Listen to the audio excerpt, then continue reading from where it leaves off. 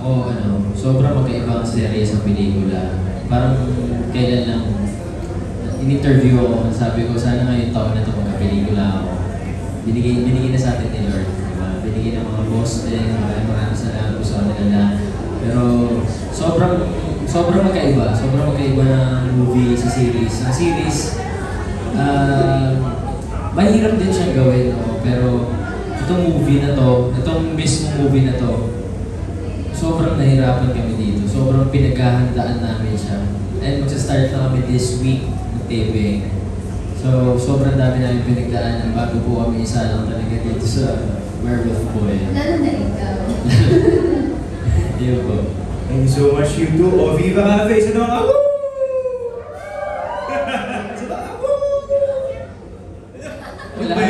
Wala na.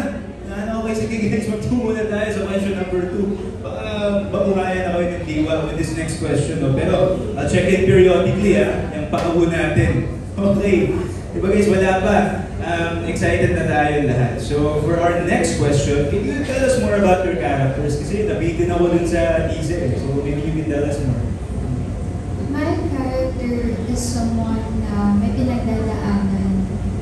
Pero kung nakilala mo yung character ni Robin, magiging makulay ulit yung Ako naman, yung character ko, first time niya makaka-feel ng love kay Angela, kay Sarah. Talagang, yun yung pinakauna niyang amo, yun yung pinaka-mag-aalaga sa yun. I love it. Pinakauna yung amo, pinakauna mag-aalaga sa character ni Robin. We love hearing that. Very interesting.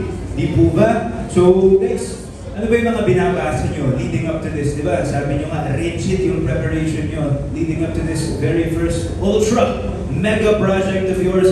So, ano yung mga workshops, binabasa nyo? Anything special to get into character? We want to know. Of course, well, since this is an adaptation, we don't want it to be super copy-paste. We want our own flair, flavor.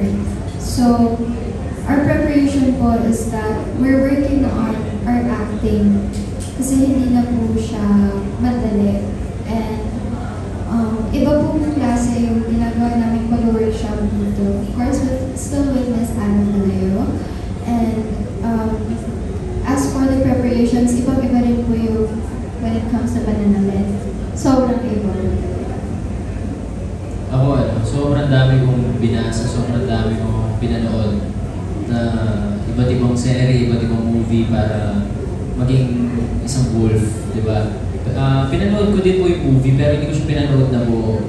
Kasi Song Joong Ki na yun di ba? Song Joong Ki. Sobrang solid ni Song Joong Ki pero kailangan may bago po tayong ipakita. Hindi po dapat natin gayahin buo si Song Joong Ki.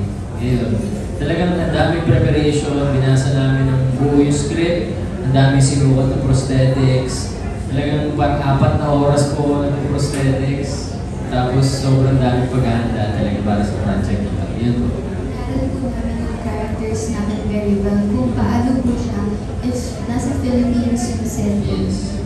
2 oras ako nagiging aso. Diretso yun, bawal ko mag-break ng character.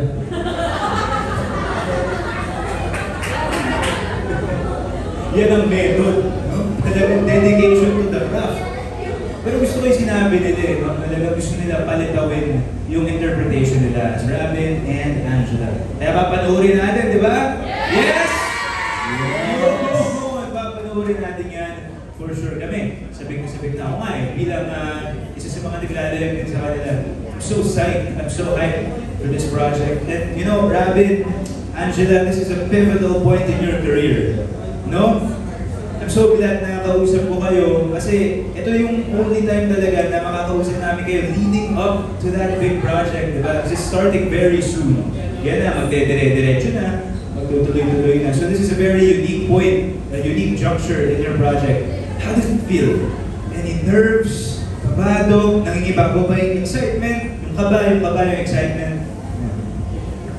Ako po, sobrang pressure ko po talaga. And ang daming times na iniisip ko na I'm not ready. Pero you know what I realized? No one is actually ready. You just decide. You decide to jump and you go. So kahit, yes, Miss Anna yun. And natutunan ko po na okay lang maging matapang.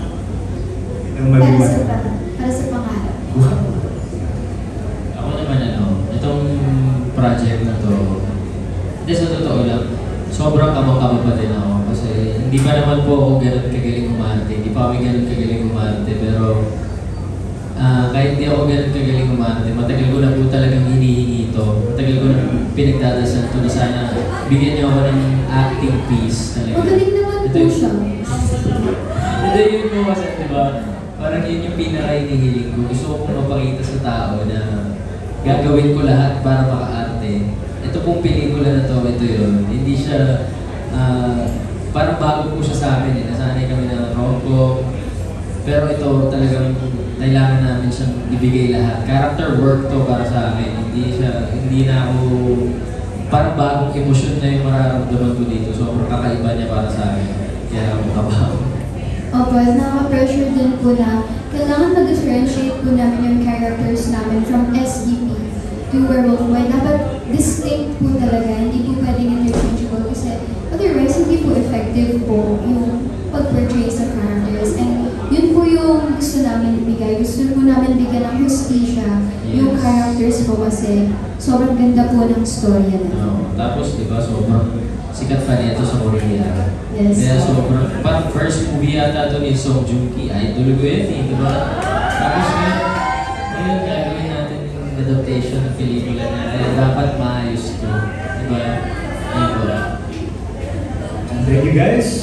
Ngayon, sinabi ni Angela, sinabi ni Robin, di ba hindi pa daw kagalingan sila masyado umarte? Sang-ayon ba tayo doon? Di ba kami? Di ba hindi? Hindi, syempre mahuhusay na rin itong dalawa. And I'm sure, aabangan natin yan. Now, do you want to see the trailer yet again? Isa ba? Isa ba? Isa ba? Let's get it! Isa ba? Okay, sige guys. Since I'm very obliging, pwede yan. So let's count down. 5, 4, 3, 2, 1.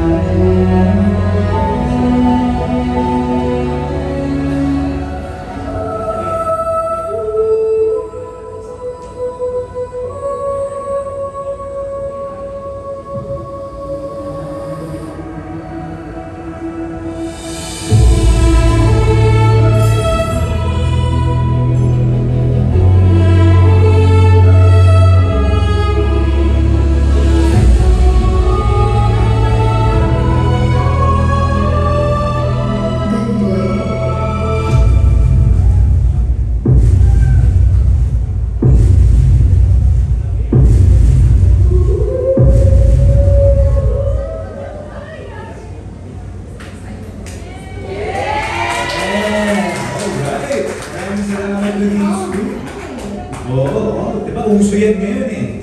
Alright. Okay. Nice. So bago tayo mag-close and to cap things off, I want to hear from Robin and Angela for some closing remarks, guys. Take it away. Ayun. Sige, ikaw muna. Gusto ko lang po magpasalamat po sa inyong lahat sa pagsuporta po sa Seducing Drake Palma. Gusto rin po lang magpasalamat po sa tiwala po ng mga boss po sa amin. Thank you po sa gabay ni Direct Chris po and everyone in the prod. Thank you so much po. We learned a lot from you and we hope that we continue to grow alongside you. Thank you po sa family namin, sa friends namin na nagsusuporta, and of course sa supporters po namin na Rapgel, Jelly Beans, Angels, Joloves, and Davins. Thank you so much po sa suporta niyo sa amin and sana supportahan niyo po kami hanggang dulo. Yes. Ako naman po, yun, gaya ng sinabi ni Angela, maraming salamat po sa lahat. Una-una kay Lord, sa lahat po ng fans na sumusuporta sa amin. Gaya na sabi ko kanina, wala po kami dito sa natatayuan namin ngayon, kundi dahil sa inyo lahat.